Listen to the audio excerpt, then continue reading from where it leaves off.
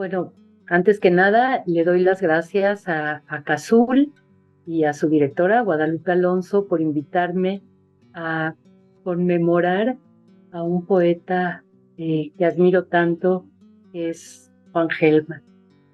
Eh, Voy a empezar recordando algo que decía Marina Tsvetaeva sobre el arte.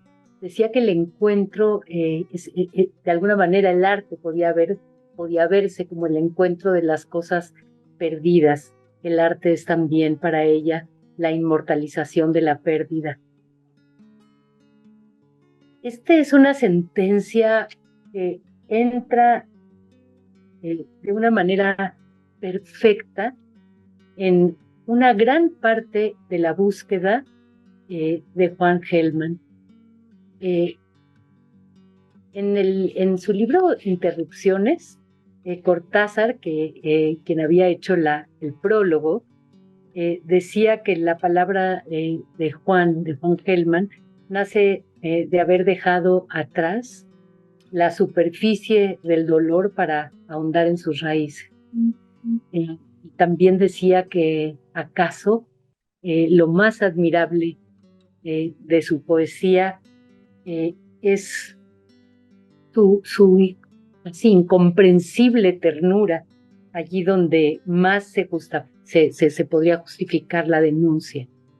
Es impresionante cómo Juan Gelman, allí donde el dolor crece, él es capaz de arrojar el lenguaje al fuego. Es el lenguaje que él quiere salvar, ¿no? Paradójicamente, y convertir, como lo hacía Vallejo, algunos sustantivos en verbos.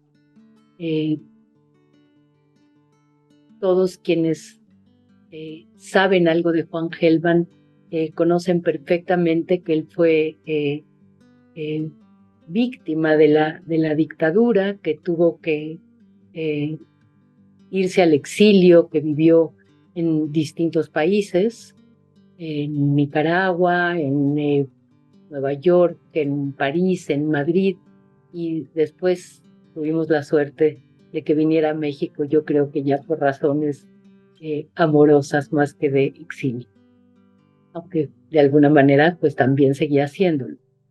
Decía yo que quien conoce a Juan conoce esta historia de dolor porque durante la dictadura tanto su hijo como su nuera fueron desaparecidos, es decir, asesinados, y una gran parte de su búsqueda vital y también en muchas estaciones de su poesía está obsesivamente esta búsqueda que tiene que ver con lo que decía Marina Tsvetaeva, con lo que decía Cortázar y esto que transmite la poesía de Juan Gelman. Entonces, en algún momento, en vez de desgañitarse de dolor, Juan convierte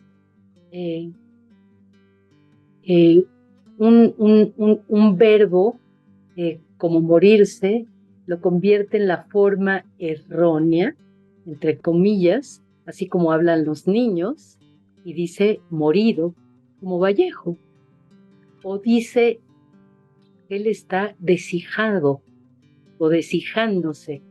Además juega semánticamente con deshijarse, deshojarse, porque ¿cómo se llama un padre que ha perdido a su hijo? Pero hay tres aspectos de su poesía que a mí me llaman especialmente la atención. Uno es cuando Juan hace esta autorreferencia de hablar del poema en el poema. El segundo es el carácter, la naturaleza de su poesía política, lo que no hay nada más difícil en la poesía que ese registro, el registro de una poesía política que no caiga en ismos, que no caiga en obviedades, que no esté al servicio de. Toda la poesía de Juan está al servicio de la poesía. Eh, y lo tercero es esto que ya dije acerca de esta forma lúdica, malabar, ¿no? De convertir el dolor en lenguaje, en neologismos. Sé que cuando a mí personalmente me preguntan sobre la poesía de Juan, siempre esperan que yo diga algo de una estación muy importante, y muy querida y muy admirada, creo, por todos, que es la que él encontró en su libro Divashu, que quiere decir debajo. Divashu es un libro escrito en judeo-español y hasta donde yo sé es el único caso que existe en la poesía o en la literatura en lengua sefardí escrita por alguien que no pertenece a esa comunidad lingüística. Juan es hijo de una familia ucraniana donde se hablaba la otra lengua minoritaria, que es el yiddish, ambas lenguas en vías de extinción.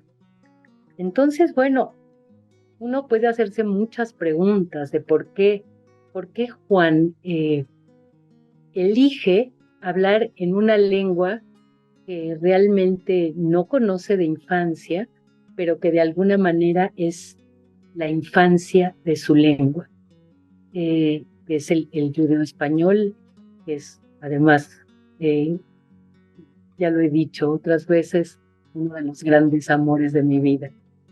Quiero presumirles la cantidad de libros de Juan Gelman que tengo. Ay, no los puedo ni cargar. Es impresionante. Además, me precio de haber hecho, yo creo que la primera entrevista que le hicieron a Juan Gelman cuando él ya decidió establecerse en México, es una entrevista que salió publicada en la vieja jornada semanal que dirigía Roger Bartra. Es una entrevista que le hice en la Feria Internacional del Libro de Guadalajara y él empezó a contarme, o yo le empecé a preguntar acerca de la historia de sus padres, de su padre en especial, que había sido obrero, que había sido carpintero. Y él me contó allí, bueno, por la persecución, porque la persecución de los judíos no empezó en la Segunda Guerra Mundial, eh, él tuvo que salir desde Odessa y tomó el primer barco que pudo. Y ese primer barco, había dos, uno iba a ir a Nueva York y otro a Argentina, y él tomó el que iba a Argentina. Gracias a eso, nuestra lengua se enriqueció, él pudo haberse ido en el barco a Nueva York, de suerte que no estaríamos aquí, creo, hablando de Juan. Yo creo que Juan Gelman es uno de los grandes poetas del siglo XX y del siglo XXI, ¿por qué no? También.